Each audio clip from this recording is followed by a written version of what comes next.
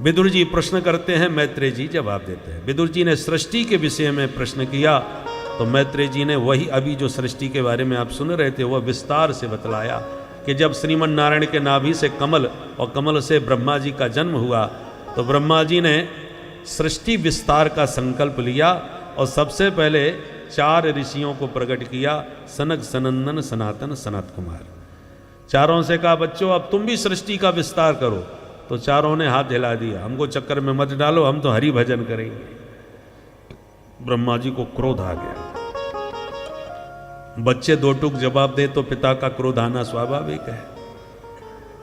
तो आश्चर्य नहीं करना चाहिए जब सृष्टि के आदि में ही सनकादिकों ने मना कर दिया कि पिताजी हम नहीं करेंगे, तो ब्रह्मा जी को भी क्रोध आ गया और ब्रह्मा जी का कोप ही उनकी भ्रकुटी से एक बालक बन के प्रकट हो गया और बड़ी जोर से बालक ने रोना चालू किया और रोते हुए कहता है, नामानी कुरुमे धाता, मुझे नाम दो, मुझे काम दो।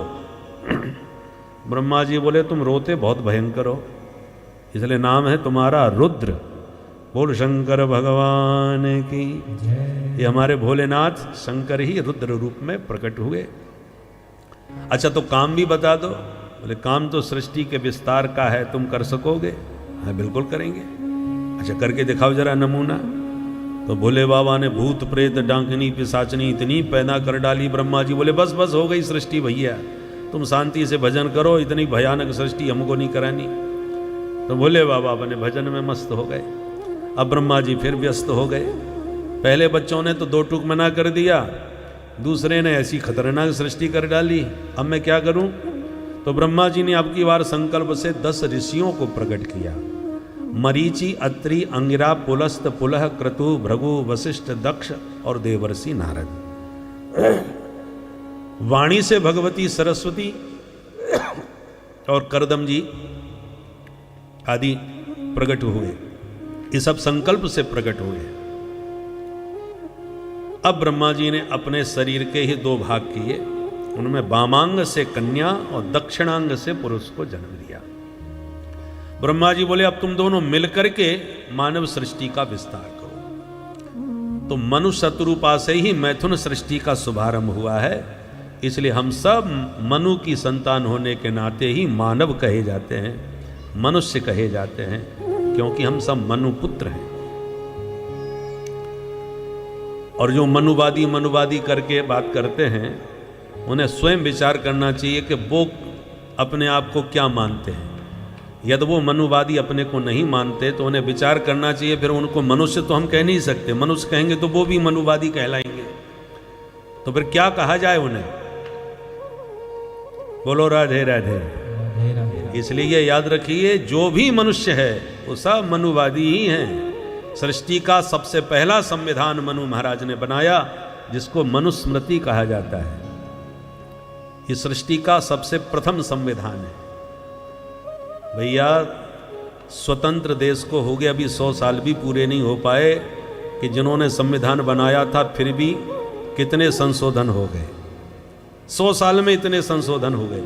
तो सृष्टि के आदि का जो संविधान है वो तो बहुत प्राचीन हो गया भैया। यदि उसकी कोई बात आपके गले नहीं उतर रही तो क्या मनुस्मृति को जलाना चालू कर दोगे क्या? ये महा अविवेक है, अज्ञान है। सब मनु की संतान है। संसार माने सरकता जाए, परिवर्तनशील है, बहुत कुछ बदल गया। तब में अब में बहुत बड़ा अंतर हो गया। तो जो बात गले ना उतरे उस पर थोड़ा विचार कर लो, परंतु इसका मतलब ये नहीं है कि जो संविधान के निर्माता को आप गाली देने लग जाओ कि मनु महाराज को कोसने लग जाओ। विचार करना चाहिए। हम सब मनु की संतान हैं। जो मनु महाराज को गाली देते हैं वो अपने ही पूर्वजों को गाली दे रहे हैं, किसी और को नहीं। तो मनु महाराज ने, मनु शत्रुपा दोनों ने 5 संतान को जन्म दिया, 3 बेटी और 2 बेटा। बेटा हुए प्रियव्रत और उत्तानपाद, बेटियां हुई आकुति, देवहूति और प्रसूति। एक बार मनु महाराज ने प्रार्थना करी, महाराज एक बहुत बड़ी समस्या आ रही है। क्या? कि एक हिरण्याक्ष नामक दैत्य धरती का ही हरण करके रसातल में ले गया, तो बिना धरा के सृष्टि को धारण कौन करेगा? तब मनु महाराज ने प्रभु का ध्यान किया कि प्रभु ये संकट दूर करो। ध्यान करते ही बड़ी जोर की छींक आई और छींकते ही उनकी नासिका रंध्र से भगवान एक वराह रूप में प्रकट हो गए। बोल वराह भगवान की जय। जल में प्रविष्ट होकर के वराह भगवान ने हिरण्याक्ष का वध किया और पृथ्वी का उद्धार हुआ। विदुर जी ने पूछा, ये हिरण्याक्ष कौन था महाराज? मैत्रेय जी कहते हैं, विदुर जी, महामुनि कश्यप एक बार सूर्यास्त के समय संध्या वंदन और गायत्री जप रहे थे। इतने में उनकी पत्नी दिति ने आकर के उनसे रति याचना करी। कश्यप जी ने कहा, देवी ऐसा घोर तमा बेला घोराणाम घोर दर्शना। शाम के वक्त 4 काम नहीं करने चाहिए। आहारम मैथुनम निद्राम स्वाध्याय विशेषतः। शाम के वक्त भोजन न करे, शाम के वक्त शयन न करे, सोवे नहीं, शाम के वक्त सहवास भी नहीं करना चाहिए, और शाम के वक्त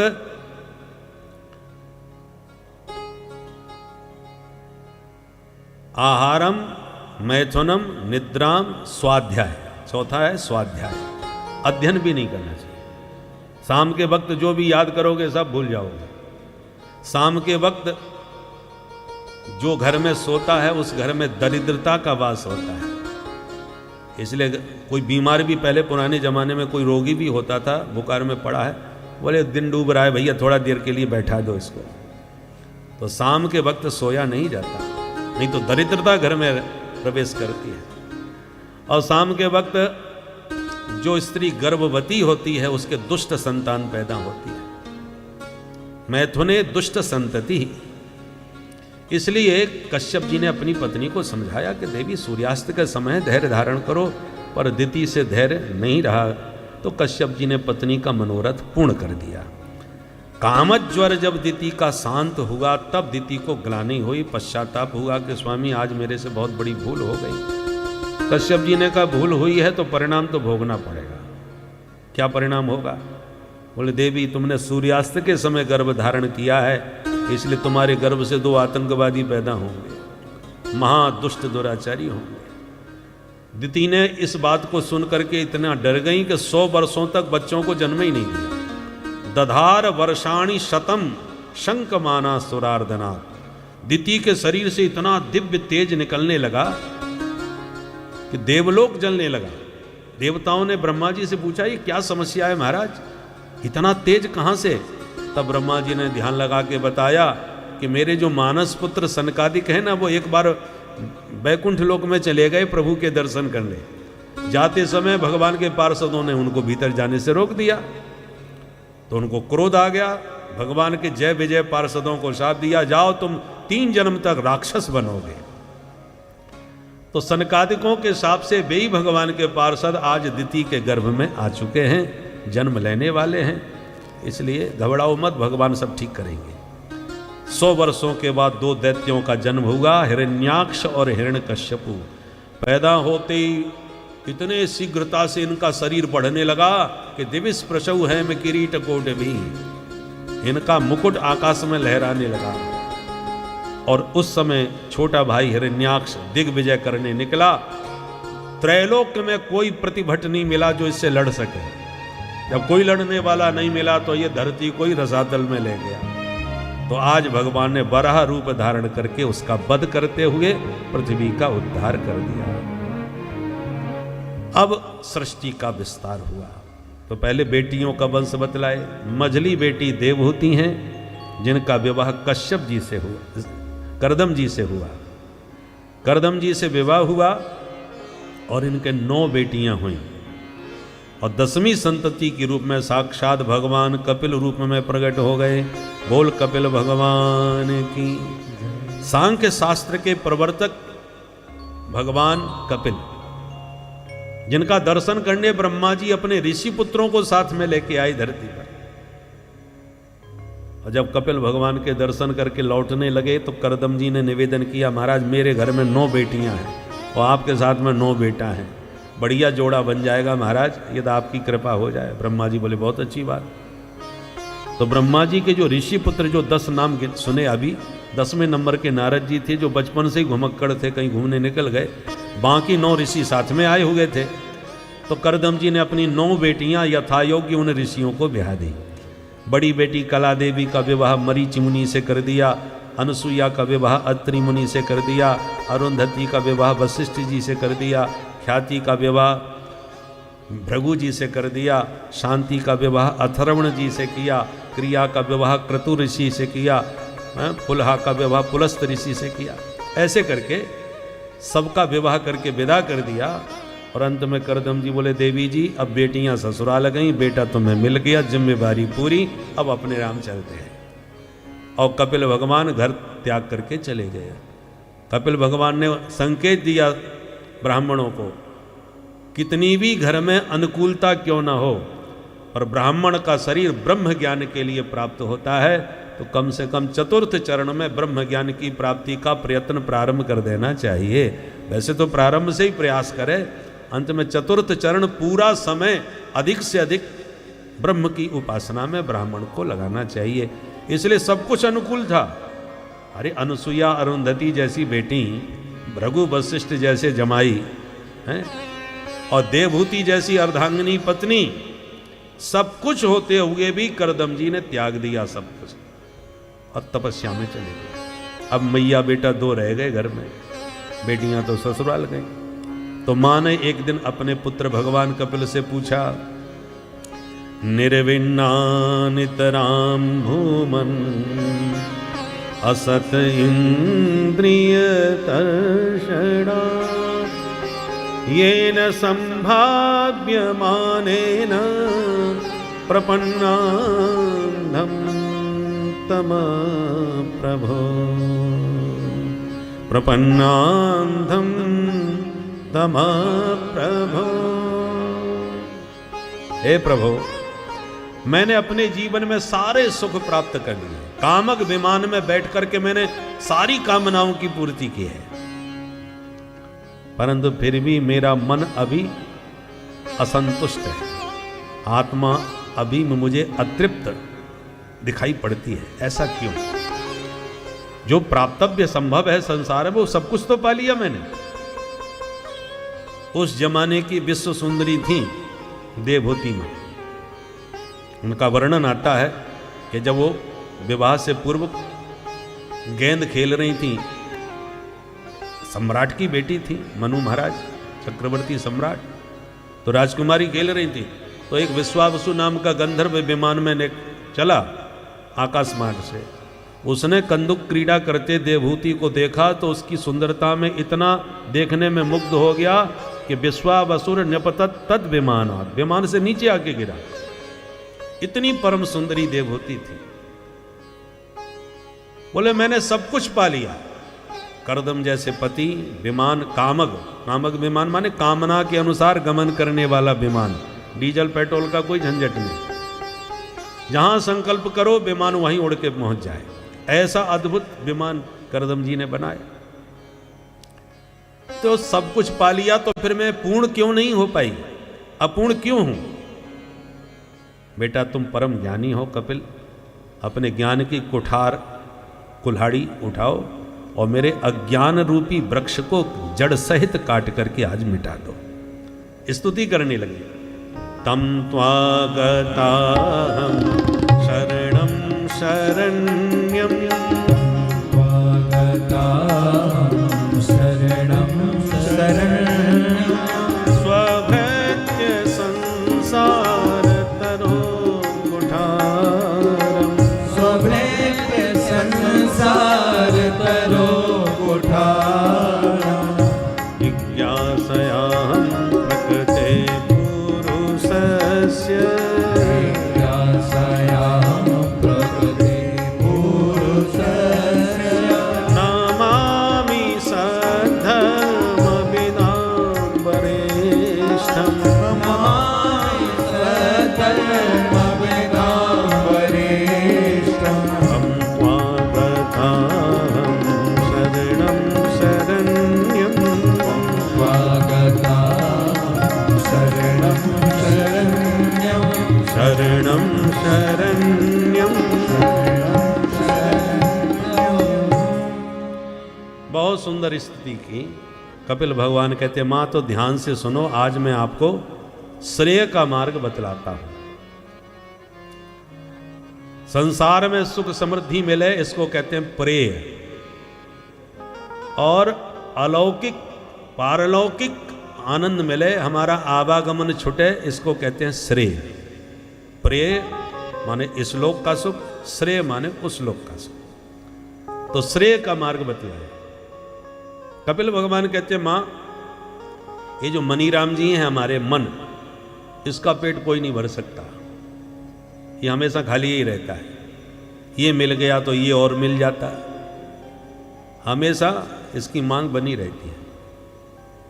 तो इसको भरा कैसे जाए?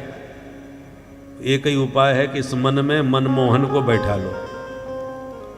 और भगवान की विशेषता है कि अणुरणीयान महतो महीयान, वो इतने सूक्ष्म हैं कि उनसे अधिक सूक्ष्म कोई हो नहीं सकता, और इतने महान हैं कि उनसे विराट भी कोई नहीं हो सकता। इसलिए इस मन में उस मनमोहन को बैठा दोगे तो वो कितना भी बड़ा मन हो उसको वो भर देंगे, क्योंकि पूर्णमदः पूर्णमिदं पूर्णात् पूर्णमुदच्यते, वो परिपूर्ण है। और जब तक परिपूर्ण के साथ नहीं जुड़ोगे तब तक पूर्णता का आनंद कभी मिल ही नहीं सकता, हमेशा खालीपन अधूरापन रहेगा। जो हम चाहते हैं अपने जीवन में कि गाड़ी मिल जाए, बंगला मिल जाए, प्रतिष्ठा मिल जाए, जिनको मिल चुकी है उनसे भी पूछ लो कितने परिपूर्ण हो गए, वो भी अधूरे हैं। जो बहुत संपन्न देश हैं, जिनके जीवन में किसी प्रकार की अब कोई आवश्यकता नहीं रह गई, वो परिपूर्ण हैं, परंतु सबसे ज्यादा डिप्रेशन में रहने वाले वही लोग आपको मिलेंगे। दिया सब कुछ है, पाया सब कुछ है, फिर भी भीतर से खाली है, खोखले हैं।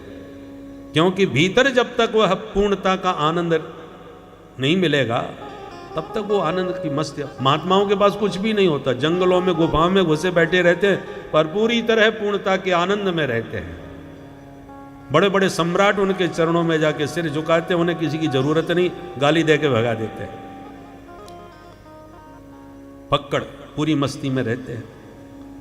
अभी हम चित्रकूट कथा कह रहे थे तो वहाँ के सज्जन एक बोले कि चलो आपको मंदाकिनी के दर्शन कराते हैं, एकांत जंगल में साधु संतों के भी दर्शन करवाएंगे। हमने कहा ले चलो, तो गाड़ी में ले करके गए हमारे घनघोर जंगल में, जहाँ कोई रास्ता भी नहीं थी, ऊबड़ खाबड़ जंगल में से गाड़ी निकाल के ले गए।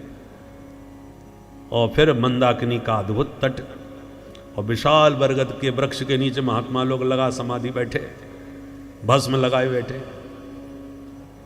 एकदम एकांत जंगल। और रास्ते में एक जगह रास्ता बिल्कुल कटा हुआ था, तो गाड़ी आगे नहीं जा सकती थी, इसलिए वहाँ गाड़ी को छोड़ करके पैदल चल के आना पड़ा। तो वो महात्मा जी से जब मिले, दर्शन किए, तो महात्मा जी संयोग से परिचित भी निकल पड़े, तो उन्होंने बैठ के खूब बढ़िया सत्संग किया। तो हमने कहा ये रास्ता बीच में क्यों काट रखी है? बोले लोग गाड़ी से यहाँ तक आ जाते हैं और सब व्यवधान डालते हैं, इसलिए रास्ता ही काट दी कि गाड़ी से कोई आ ही ना पाए। बोलो राधे राधे। तो हम दुनिया को बुलाना चाहते हैं कि कोई आए हमारे पास, और महात्मा लोग कहते हैं जाए यहाँ से भाई, कोई आवे ही नहीं हमारे पास। बोले आते हैं तो विक्षेप डालते हैं, व्यवधान डालते हैं, अशांति पैदा करते हैं। तो सच्चे महात्मा किसी को नहीं चाहते, वो अपने में ही मस्त और परिपूर्ण होते हैं, क्योंकि उनके मन में कोई इच्छा ही नहीं है संसार की। तो चाह गई चिंता मिटी मनुआ बेपरवाह, और जाको कछु न चाहिए सो ही साहंसाह। जो कुछ नहीं चाहता वो सबसे बड़ा सहनशाह है। बाकी दुनिया में सबके भीतर कोई ना कोई चाह लगी है कि ये और मिल जाता है, ऐसा और हो जाता, कामना सबके पीछे लगी है। तो कपिल भगवान कहते हैं मां, पूर्णता तभी आएगी जब परिपूर्ण परमात्मा के साथ चित्त जुड़ेगा। तो कैसे चित्त लगाएं ये तो बताओ, उपाय क्या है, भगवान में कैसे मन लगे? कपिल भगवान कहते हैं सरल उपाय बताता हूं। क्या? जिनका चित्त भली भांति लग चुका है उस परमात्मा में, तुम उसी के साथ लग जाओ। डायरेक्ट तुम्हारा मन नहीं लग रहा तो जो लगाए बैठे हैं मन, उनके साथ लग जाओ, तुम्हारा मन अपने आप लगने लगेगा। बिजली का तार जो पकड़ लेता है उसे करंट लग जाता है। अब तुम तार मत पकड़ो, पकड़ने वाले को ही पकड़ लो, तुम्हें भी उतना ही भरपूर करंट लगेगा जो तार पकड़ने से लगता है। एक ही बात है। उसी प्रकार भक्ति, भक्त, भगवंत, गुरु, चतुर नाम बपू एक। नाम अलग अलग हैं, भक्ति, भक्त, भगवंत और गुरु। वस्तुतः नाम अलग अलग हैं पर बपू एक।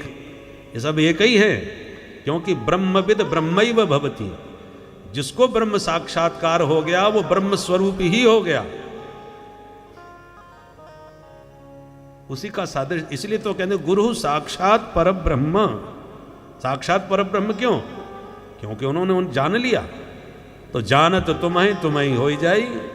जो जान गया वो उसी का ही स्वरूप हो गया।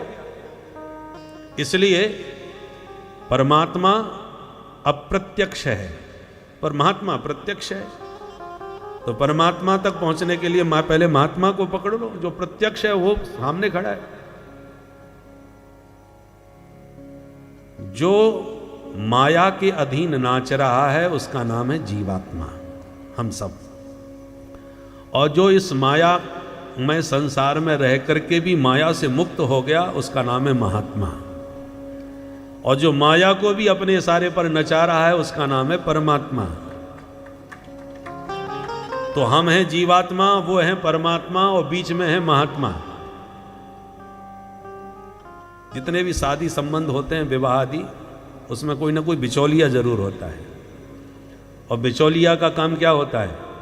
कन्या के गुण वर को बतावे, वर के गुण कन्या पक्ष को बतावे, और दोनों के गुण एक दूसरे की प्रशंसा करके दोनों के नातों को जुड़वा करके लेन देन में मामला सब फिट करा के और फिर संबंध पक्का करा दे। अब किसी को कोई शिकायत है तो बीच वाले से ही करे, वो आपकी शिकायत उन तक पहुंचाएंगे और तुम्हारी बात को रख करके पूर्ति कराने का प्रयास करेंगे, समझौता कराएंगे। बिचौलिया की बड़ी भारी भूमिका होती है। तो महात्मा लोग बिचौलिया हैं, और बिचौलिया बढ़िया वही होता है जो दोनों पक्षों से अच्छी तरह परिचित हो, दोनों का प्रिय हो, घनिष्ठ हो। डायरेक्ट बात करने में बात बिगड़ जाती है कभी कभी, बिचौलिया होना चाहिए। उसी प्रकार महात्मा कौन है? जो परमात्मा से निरंतर जुड़े हुए हैं और हमारे बीच में भी हैं। तो जब हम उनके पास जाते हैं और उनको आत्मसमर्पण करते हैं, सदगुरु के रूप में स्वीकार करते हैं, तो वो अपना लेते हैं। और फिर जब महात्मा भगवान के ध्यान में बैठते हैं तो जीव की व्यथा भगवान को सुनाने लगते हैं कि प्रभु ये जीव बड़ी बेचारा माया, आपकी माया बहुत बलवती है, उसमें नाच रहा है, भटक रहा है, अब आपकी शरण में आ गया है, इसको मैंने आपका नाम मंत्र दे दिया है, अब इस जीव पर आप कृपा कीजिए प्रभु। तो भगवान से प्रार्थना करते हैं जीव पर कृपा करने के लिए, और जीव की व्यथा सुना सुना करके भगवान का हृदय करुणा से द्रवित करते हैं। और जब हमारे बीच में बैठते हैं तो भगवान की हमको कथा सुनाने लगते हैं। भगवान बड़े दयालु हैं, बड़े कृपालु हैं, बड़े दीन बंधु हैं, आदि आदि। तो जीव भगवान की कथा सुन करके प्रभावित होता है, और परमात्मा जीव की व्यथा सुन करके प्रभावित होते हैं। तो जीवात्मा की व्यथा से भगवान द्रवित होकर दौड़ते हैं, और भगवान की कथा सुन करके जीव भगवान की ओर अग्रसर होता है। तब महात्मा के माध्यम से जीवात्मा परमात्मा का मिलन होता है। रामचरितमानस की दृष्टि से देखें, सुग्रीव हैं जीवात्मा, हनुमान जी हैं महात्मा, और राम जी हैं परमात्मा। सुग्रीव ने हनुमान जी का आश्रय ले लिया, परिणाम ये होगा कि हनुमान जी स्वयं राम जी को कंधे पर बैठा करके सुग्रीव के पास ले आए, और दोनों की व्यथा कथा आपस में सुना करके पक्का मित्र दोनों को बना दिया।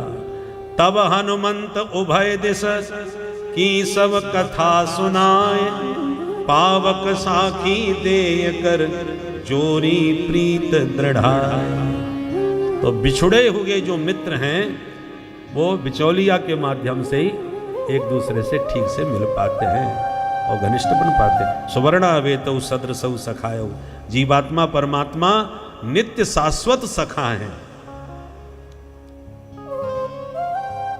तो दोनों का मिलन महात्माओं के माध्यम से होता है। अब ये कैसे पता चले कि कौन सच्चा महात्मा है? ये थोड़ी कसौटी विचित्र है। तो सुखदेव जी कहते, श्री कपिल भगवान कहते, माता जी केवल वेशभूषा से ही किसी को साधु कभी मत समझना, क्योंकि वेश बनाने में तो राक्षस भी बहुत चतुर होते हैं। कालनेम और रावण भी बहुत बढ़िया साधु बन सकते हैं। तो फिर साधु की पहचान क्या है? तो 5 लक्षण बतला रहे। तितिक्षवः कारुणिका सुहृदः सर्वदेहिना अजात शत्रवः शांता साधवः साधुभूषणा। ये साधुओं के आभूषण हैं। वो तितिक्षु होते हैं। तितिक्षु माने सहनशील, द्वंद्वों को सहन करने की सामर्थ्य। कभी बहुत सम्मान होता है महात्माओं का, तो कभी कभी अपमान भी होता है। और महात्मा के लिए अपमान और सम्मान दोनों समान, दोनों बराबर, कोई फर्क नहीं। दूसरा कारुणिका, उनमें करुणा बहुत अधिक होती है। उन्हें अपना कष्ट नहीं दिखाई पड़ता, पर दूसरे का कष्ट देख नहीं पाते। तीसरी बात सुहृदः सर्वदेहिनाम, जितने भी शरीरधारी, केवल मनुष्य नहीं, जीव जंतु कीट पतंग जो भी है, सब हमारे सुहृद हैं। वसुधैव कुटुंबकम, सारी वसुधा के प्राणी अपना कुटुंब उन्हें दिखाई पड़ता है, पराया कोई नजर नहीं आता। चौथा अजात शत्रवः, स्वप्न में भी कभी किसी को वो अपना शत्रु नहीं समझते। क्यों नहीं समझते? क्योंकि उन्हें प्रत्येक देह में, शरीर में अपने प्रिय प्रभु का दर्शन होता है। तो जब सब में अपने प्यारे का दर्शन होगा तो बैर विरोध किससे करेगा? सब अपने हैं। ये शरीर अपना है, हाथ पैर नाक कान कुछ भी बोलो, अंग अलग अलग हैं, नाम अलग अलग हैं, और शरीर तो पूरा हमारा ही है। अब अचानक भोजन करते समय जीभ कट गई, मुंह पकड़ के बैठ गए, दर्द भयंकर हुआ। किसी ने पूछा भोजन क्यों नहीं कर रहे? बोले साहब जीभ कट गई हमारी। अरे किसने काटी? बोले हमारे दांतों ने काट दी। अब अगला व्यक्ति आपको भड़काने की कोशिश करे कि तुम्हारे दांत बड़े दुष्ट हैं भाई, वो 32 उसको चारों तरफ से घेर के खड़े हैं, एक कोमल प्यारी सी सुकुमारी जिह्वा, उसके साथ अत्याचार अन्याय कर रहे हैं। आप बोले साहब 5 बार पहले भी कट चुकी है ऐसे ही। अच्छा, इसका मतलब बहुत दिनों से उस बेचारी पर अत्याचार हो रहा है, उखाड़ के फेंक दो इन दांतों को। कितना भी जोशीला भाषण आपको दिया जाए तो क्या दांतों पर क्रोध आ जाएगा? किसी को नहीं आने वाला, क्योंकि इतना विवेक सबके पास है कि दांत भी दुष्ट सही पर हैं हमारे भाई। तोड़ देंगे तो जीभ का दर्द तो पहले ही हो रहा है, दांत टूटने का भी दर्द हमको ही होना है, किसी दूसरे को थोड़ी होगा। तो जिह्वाम क्वचित संदसति तदद्भि तद वेदनायाम कतमाय कुप्पेत यदंग मंगेन निहन्यते क्वचित क्रुद्धेत कसमई पुरुषस्व देहे। कई बार ऐसा होता है कि हमारे एक अंग से दूसरे अंग को चोट लग जाती है, तो चोट देने वाले अंग को हम काटते मारते नहीं हैं, वो भी अपना ही है। तो इसी प्रकार ये जो हम जो शरीर में ज्ञान रखते हैं, संपूर्ण शरीरधारियों में ये व्यापक दृष्टि संतों की होती है। इसलिए निज प्रभुमय देखें जगत, कहीं सन करें विरोध। जब सब प्रभुमय दिखेगा तो किससे बैर कर सकते हैं? और इसलिए 5वां लक्षण है शांता। संत हमेशा शांत रहते हैं, कभी भी उनके चित्त में व्यग्रता खिन्नता नहीं आती, क्योंकि हर घटना में वो हरि की लीला देखते हैं। ये 5 लक्षण जिन महापुरुषों में दिखाई पड़े वे सच्चे संत हैं, ये समझ लो। सिर्फ वेश में नहीं, लक्षणों से भी साधु को पहचानना चाहिए। बोलो राधे राधे राधे राधे। अन्यथा नकली घी से असली घी की अपेक्षा नकली घी ज्यादा सुगंध मारता है। डुप्लीकेट माल की पैकिंग बड़ी जोरदार की जाती है, तो सिर्फ पैकिंग देख करके ही आप उसे जोरदार मत समझ लीजिए, उसकी गुणवत्ता को भी पहचानिए। उसी प्रकार समाज में बहुत से साधु ऐसे भी होते हैं जो ऊपर से बड़े आकर्षक लगते हैं, परंतु केवल आकर्षण में फंस गए तो राजा प्रताप भानु जैसी गति भी हो सकती है। रामचरितमानस में पढ़िए, एक तनु नाम के पाखंडी बाबा के प्रपंच में पढ़ के बेचारा बर्बाद हो गया। ऐसे सच्चे संत मिल गए तो फिर भगवंत की प्राप्ति में विलंब नहीं होता। सच्चा संत मिलना कठिन है, खोजना पड़ेगा। भगवान से प्रार्थना करनी पड़ेगी। तो भगवान की कृपा से ही संत मिलेंगे, खोजने और अपने प्रयास से नहीं मिलने वाला। बिनु हरि कृपा मिले ही नहीं संता। संत मिलते हैं पर कृपा से मिलते हैं, प्रयास से नहीं मिलते। विभीषण जी तो केवल भजन करते थे। लंका में निशाचरों के बीच में, जिम दसनन में जीव बिचारी, फंसे राक्षसों के बीच में, परंतु पात्रता से प्रभु से प्रार्थना करते रहे। बहानेबाजी नहीं करी कि प्रभु क्या करूं, मैं भजन करना तो चाहता हूं पर राक्षसों के बीच में रहता हूं, कैसे भजन करूं। हम लोग न करने के कितने बहाने ढूंढते हैं। करना तो चाहते हैं महाराज, पर माहौल ठीक नहीं है। विभीषण से भी गया गुजरा माहौल है क्या? निशाचरों के बीच में, राक्षसों के बीच में फंसे हैं बेचारे, फिर भी ब्रह्म मुहूर्त में जागते हैं और नित्य राम जी का भजन करते हैं और तुलसी का बिरवा रखते हैं। और रामायुध अंकित ग्रह शोभा वरनि न जाय, नव तुलसी का वृंदतः देख हरसि कपिराय। हनुमंत लाल जी तो ये रहनी देख करके ही आश्चर्यचकित हो गए कि यहाँ कहाँ सज्जन कर बासा, ये दुष्टों के बीच में ये सज्जन महात्मा कौन आ गया भाई? कहीं ये फर्जी तो नहीं है, असली है, कैसे पता चलेगा? तो चुपचाप देख रहे थे। ब्रह्म मुहूर्त हो चुका था, क्योंकि रात भर लंका में घूमे, मंदिर मंदिर प्रतिकर शोधा, और खोज करते करते ब्रह्म मुहूर्त में पहुंचे विभीषण जी के घर। तो देख रहे थे कि इनकी दिनचर्या देखी जाए, क्योंकि दूसरों को देख के राम राम करने वाले तो कोई पाखंडी भी प्रदर्शनी हो सकते हैं। इसकी जीवन शैली कैसी है, जीवन की शैली से समझ में आ जाता है असली है कि नकली। विभीषण जी को नहीं मालूम, वो तो तान दुपट्टा सो रहे थे और हनुमंत लाल जी उनकी गतिविधि को देख रहे थे। और जैसे ही नींद खुली तो राम नाम तहि सुमिरन कीना, राम नाम तहि सुमिरन कीना, हृदय हरसि कपि सज्जन चीन्हा।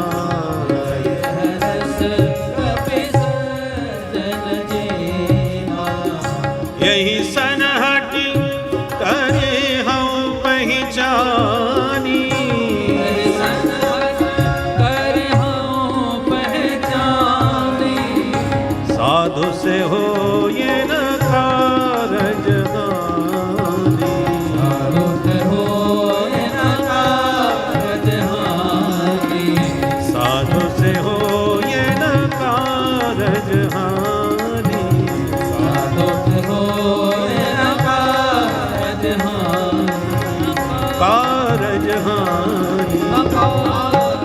हो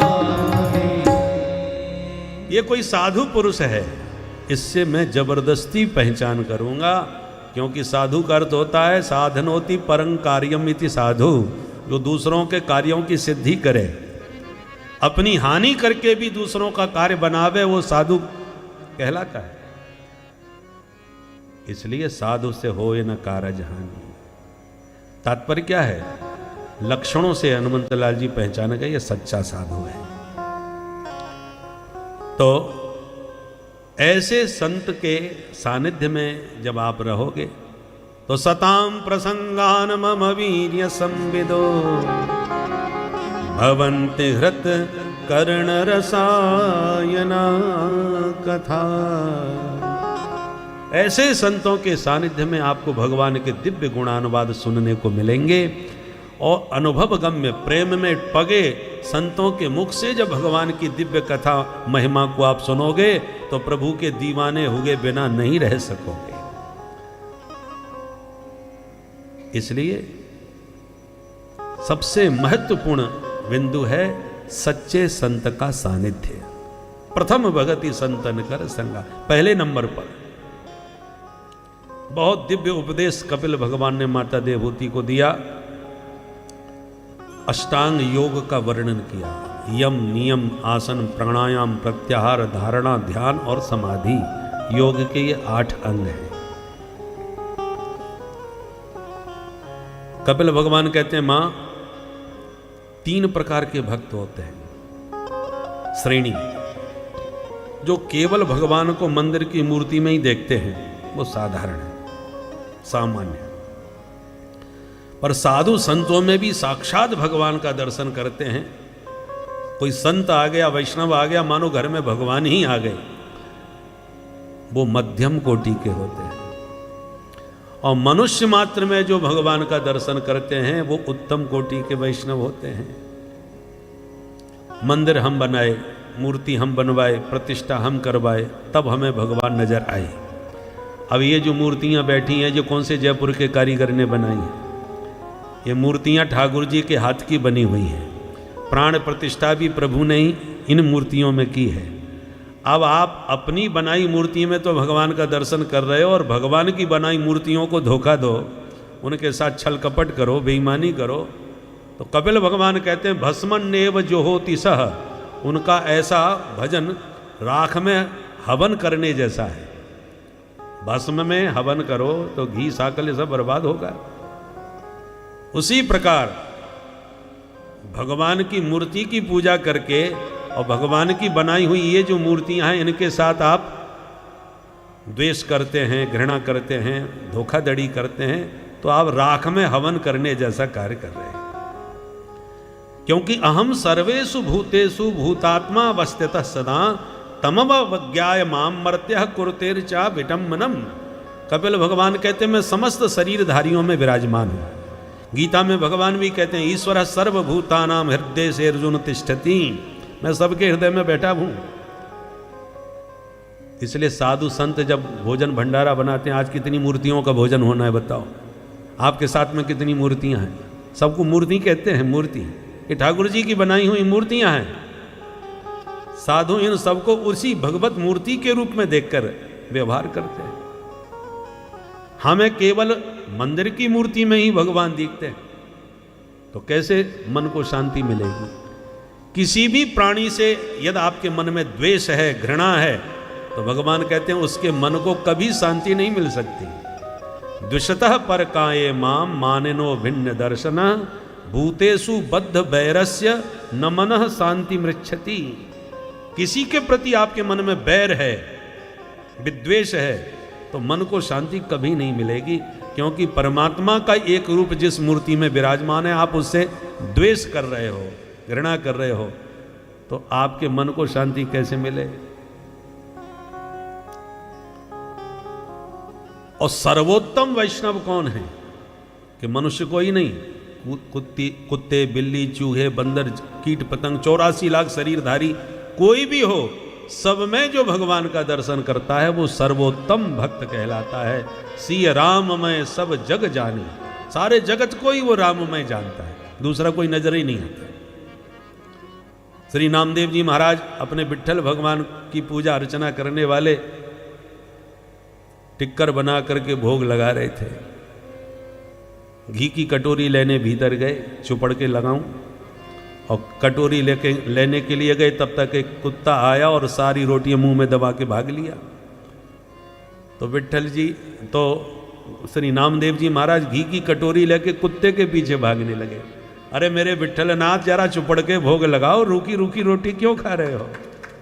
उन्हें कुत्ता नहीं दिख रहा, उन्हें दिख रहे हैं कि विट्ठल प्रभु इस रूप में मेरा भोग लगाने के लिए आए, भोग पाने के लिए आए। तो कहना बहुत सरल है सिया राम मैं सब जग जानी, पर उस स्थिति में पहुंचना बहुत ऊंची कक्षा की बात है। और छोटी कक्षाओं से ही लोग बड़ी कक्षाओं तक पहुंचते हैं। इसलिए अपनी भक्ति की कक्षा को बढ़ाते रहना चाहिए। पहले मूर्ति में ही भगवान को ठीक से देखो, उन्हीं को लाड़ लड़ाओ, ठाकुर जी को खूब उसी विग्रह की उपासना करते करते आपकी दृष्टि व्यापक बनेगी। साधु संतों में भी दर्शन होने लगेगा, फिर मनुष्य मात्र में होने लगेगा। फिर एक दिन आएगा कि आप कह पाओगे कि सिय राम मैं सब जग जानी, अब तो मुझे सर्वत्र वही नजर आते हैं। ये बहुत ऊंची कक्षा की बात है। मां सुनकर के बहुत प्रसन्न। जीव मां के गर्भ में कैसे आता है, ये विज्ञान तो अब आया है, जो मशीनरों के द्वारा सब गर्भ की स्थिति का निरूपण करता है। परंतु हमारे ऋषि मुनियों ने पहले ही ग्रंथों में सब लिख दिया कि किस किस महीने में बालक गर्भ में किस प्रकार का स्वरूप धारण कर लेता है। इसको कपिल भगवान ने बहुत विस्तार से भागवत में वर्णन किया है। कललम तो एक रात्रेण पंचरात्रेण बुद्बुदम दशाहेन चकरकंधु पेश्यन्यम्बा ततः परम माने बालक कैसे गर्भ में पल्लवित होता है, 9 महीने का पूरा वर्णन किया है। जन्म लेकर के फिर जन्म में कितने कष्टों से भोगने पड़ते हैं। बाल्यावस्था में भी मच्छर काट गया, बच्चा रो पड़ा। अब माँ रोने का जो अर्थ लगा ले, कभी कान में दर्द समझ के तेल डालती है, कभी पेट में दर्द समझ के पेट सूतने लगती है, क्योंकि रुदंतम विगतक ज्ञानम, बच्चा रोने के अलावा कुछ नहीं बता सकता, और रोने का भाव जो भी माँ की समझ में आवे वो उसका उपचार करने लगती है। इसलिए बच्चों को बड़ा कष्ट हो बाल्यावस्था में भी उठाने पड़ते हैं। श्री कपिल भगवान के इस विचित्र उपदेश से, सांख्य योग का उपदेश जो सुना, तो देवहूति माँ आनंद मग्न होकर बोली, बेटा कपिल, तेरे सारे उपदेश का सार तो हमने एक ही निकाला है।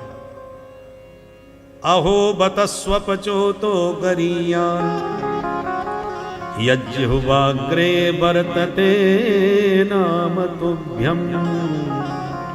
जिसकी जिह्वा पर प्रभु का पावन नाम प्रतिष्ठित है, तो वो चांडाल भी होगा तो भी नाम के बल पर उसका कल्याण हो जाएगा। और कोई कितना भी तपस्वी तेजस्वी ब्राह्मण क्यों ना हो, परंतु भगवान के श्री चरणों से विमुख हो गया तो अपना भी कल्याण नहीं कर सकता, तो अन्य किसी का क्या करेगा। रावण भी ब्राह्मण देवता ही थे, परंतु महाराज भगवत विमुख होने के कारण राक्षसों में गणना हो गई, जबकि कितना बड़ा विद्वान था भाई।